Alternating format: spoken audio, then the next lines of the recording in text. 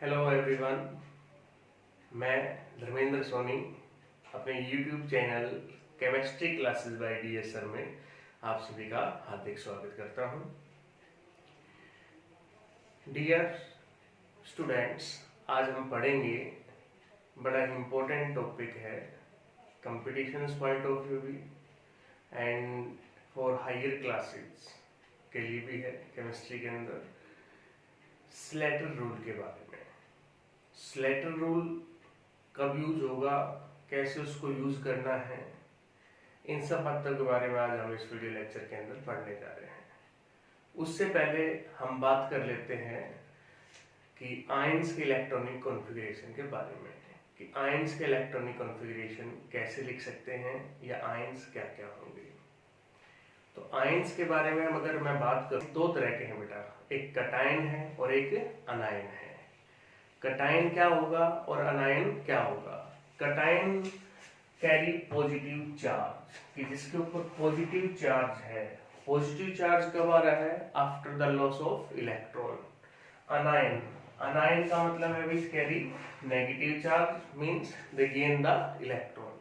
कि जो element electron का लॉस करेगा वो कैटायन बनाएगा, और जो एलिमेंट इलेक्ट्रॉन को गेन कर रहा है वो अनायन बनाएगा। तो anions form by gain of electron, cation form by loss of electron.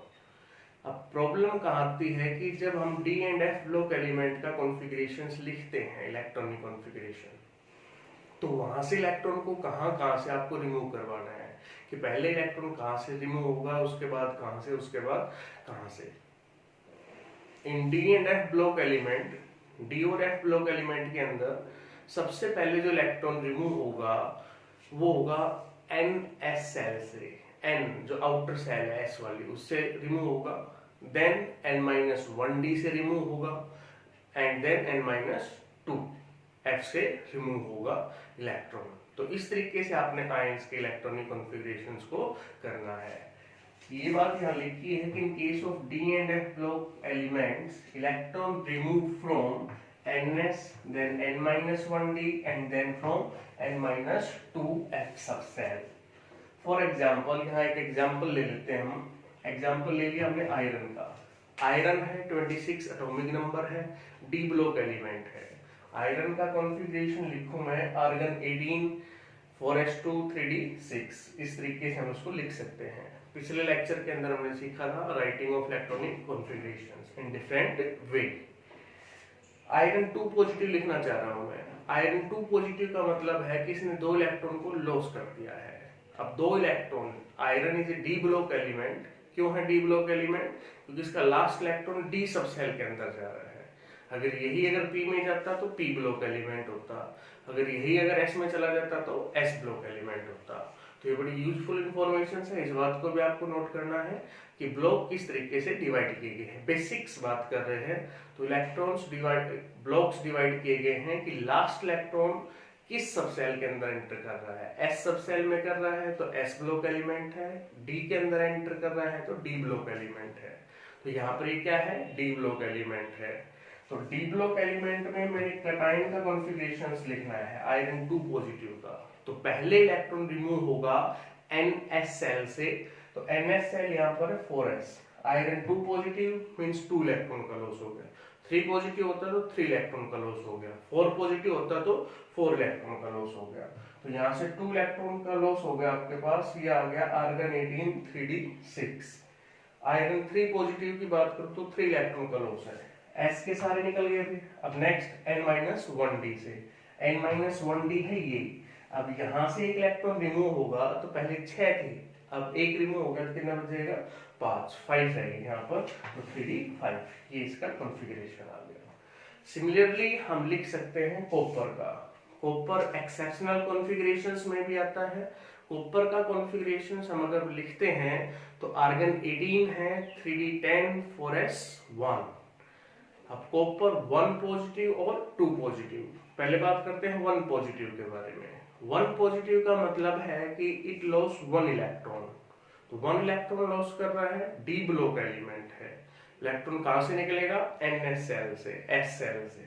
S वाली जो सबसे पहले अपने पास ये है, यहाँ से इलेक्ट्रॉन निकल गया एक, तो 4s 0, कॉपर 2 पॉजिटिव। अब s के तो सभी रिमूव हो गए, अब कहाँ से निकलेगा, n-1d से, n-1d से निकाल दिया, 3d 9, कॉपर 2 पॉजिटिव का। तो जो आयंस की कॉन्फ़िगरेशन है उनको इस तरीके से आपने प्रैक्टिस करनी है। अगर मैं एफ ब्लॉक एलिमेंट का कटायन ले लूं, जैसे मैंने यहाँ ले लिया Gd गैडोलियम, अगर मैं इसको ले लेता हूँ, एटॉमिक नंबर है 64, ये एफ ब्लॉक एलिमेंट है। क्यों है एफ ब्लॉक एलिमेंट, इसका लास्ट इलेक्ट्रॉन एफ सब सेल के अंदर जा रहा है। इसका कॉन्फ़िगरेशंस लिखूं, इससे पहले नोबल गैस है जीनोन, जीनोन का मैंने लिख दिया 54, फिर 6s2 56 तक हो गया, फिर 5d1 में चला गया, फिर 4f7 हो गया।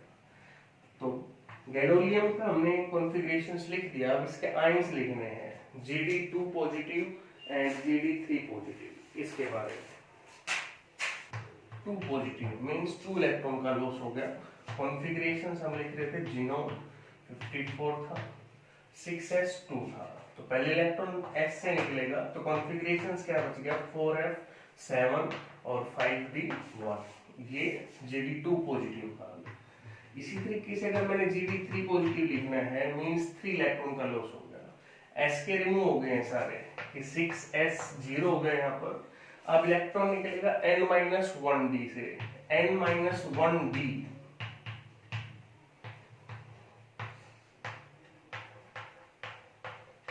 ये आपके पास आ गया, n-1d का आ गया।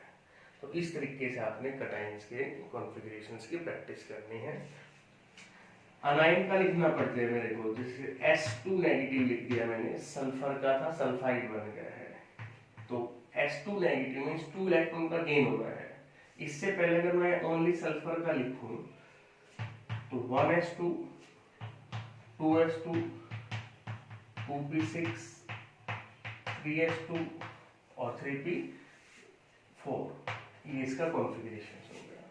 अब S2 negative, 2 negative means 2 electron का गेन हो रहा है, तो इलेक्ट्रॉन्स आउटर सेल के अंदर जुड़ेगा, यहाँ गेन होगा, तो लास्ट में कॉन्फ़िगरेशन 3s2 3p6, या इसको ओवरऑल हम ऐसे लिख सकते हैं, आर्गन 18, इसका कॉन्फ़िगरेशन आर्गन 18 के बराबर आ गया। 16 इलेक्ट्रॉन पहले थे, 2 इलेक्ट्रॉन का गेन हो गया है।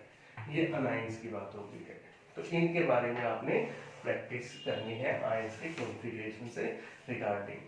अब बात कर रहे हैं स्क्रीनिंग इफेक्ट के बारे में, अफेक्टिव न्यूक्लियर चार्ज के बारे में बात कर रहे हैं, टॉपिक स्क्रीनिंग इफेक्ट के बारे में, अफेक्टिव न्यूक्लियर चार्ज के बारे में। स्क्रीनिंग इफेक्ट क्या है आखिर में, तो अपने पास एटम के स्ट्रक्चर्स की अगर मैं बात करूं, तो एटम के सेंटर के अंदर न्यूक्लियस है, न्यूक्लियस के बाहर डिफरेंट सेल्स बनी हुई है, सेल्स बनी हुई है बाहर। अब एक तो इलेक्ट्रॉन प्रेजेंट है इनर सेल के अंदर, एक इलेक्ट्रॉन प्रेजेंट है आउटर सेल के अंदर, एक इनर सेल में है, एक आउटर सेल के अंदर है। क्या दोनों के ऊपर जो न्यूक्लियस का इफेक्ट है वो सेम होगा, यस और नो? नो। कि जो इलेक्ट्रॉन इनर सेल में है, न्यूक्लियस के पास है, उस पे न्यूक्लियस की अट्रैक्शन ज्यादा होती है। जो इलेक्ट्रॉन बाहर वाली सेल में प्रेजेंट है, आउटर सेल के अंदर प्रेजेंट है, उसके ऊपर न्यूक्लियस का इफेक्ट कम होगा। तो उसके ऊपर क्यों कम हो रहा है और इस पर ज्यादा क्यों है, उसको मेजर करते हैं in term of shielding effect and in term of affective nuclear charge. तो इन दोनों की हम बात करेंगे, शिल्डिंग इफेक्ट के बारे में और अफेक्टिव न्यूक्लियर चार्ज के बारे में। कि shielding effect it is also called screening effect, screening effect भी इसको बोला जाता है। क्या होगा, किसे कहेंगे, तो ये कह रहा है कि the decrease in force of attractions, कि decrease in force of attraction exerted by the nucleus on the valence cell electron, कि जो न्यूक्लियस फोर्स ऑफ अट्रैक्शन को एक्सर्ट कर रहा है वो वैलेंस सेल इलेक्ट्रॉन पे कम हो जाती है। क्यों कम हो जाती है, बड़ी इंपॉर्टेंट बात, due to presence of inner shell electron, कि जो इनर सेल के अंदर इलेक्ट्रॉन्स हैं, जैसे ये आउटर सेल थी, जो इनर सेल के इलेक्ट्रॉन्स है और उस आउटर सेल के इलेक्ट्रॉन, उन दोनों के बीच में रिपल्सन्स होता है, वो रिपेल्स करते हैं। उस वजह से जो फोर्स ऑफ अट्रैक्शन है आउटर सेल इलेक्ट्रॉन के ऊपर वो कम हो जाती है। और the decrease in force of attraction on outer shell electron is called, क्या कहलाएगा, स्क्रीनिंग इफेक्ट्स कहलाता है। किसकी वजह से? Due to inner shell electrons की वजह से, they repel the outer shell electrons, that is called screening effect और शिल्डिंग इफेक्ट्स। शिल्डिंग और स्क्रीनिंग। स्क्रीनिंग इफेक्ट कितना होगा, कैसे होगा, उसको हम निकाल सकते हैं in term of shielding constant. Shielding constant अपने पास हो गया सिग्मा, सिग्मा की टर्म में हम उसको निकालेंगे शिल्डिंग कांस्टेंट की टर्म में, जो आएगी वैल्यू स्लेटर रूल से, जिसके बारे में हम जिक्र कर रहे थे। उसके बाद टर्म आती है effective nuclear charge. There is a difference between nuclear charge and effective nuclear charge. Nuclear charge means charge present on the nucleus, और न्यूक्लियस पे चार्ज पॉजिटिव होता है, किसकी वजह से होता है, प्रोटॉन की वजह से होता है। अब बात कर रहे हैं अफेक्टिव न्यूक्लियर चार्ज की, जो अफेक्ट्स कर रहा है आउटर सेल इलेक्ट्रॉन्स को। The actual charge felt by the valence shell electrons from the nucleus. Actual में कितना चार्ज फेल्ट कर रहे हैं न्यूक्लियस से valence shell electron, that is called effective nuclear charge, and it is represented by Z effective और simple nuclear charge is represented by Z। कैसे निकालेंगे effective nuclear charge को? effective nuclear charge अपने पास आ जाएगा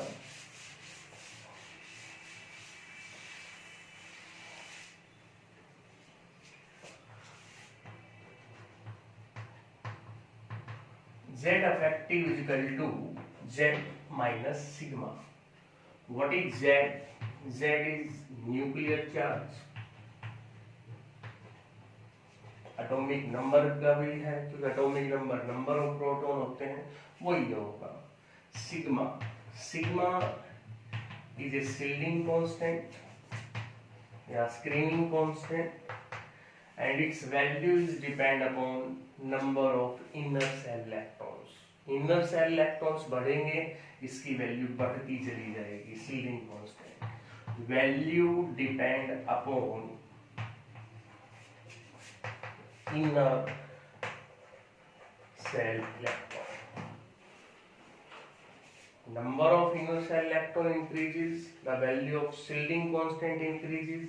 शिल्डिंग कांस्टेंट की value बढ़ेगी, affective nuclear charge कम हो जाएगा। तो क्या बात याद रखनी है, जितना स्क्रीनिंग इफेक्ट बढ़ता चला जाएगा उतना ही अफेक्टिव न्यूक्लियर चार्ज कम होता चला जाएगा।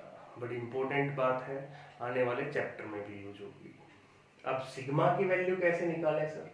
सिग्मा की वैल्यू निकालते हैं स्लेटर रूल से, और उसको हम नेक्स्ट वीडियो के अंदर कर रहे हैं, पार्ट 2 के अंदर। तब तक टेक केयर।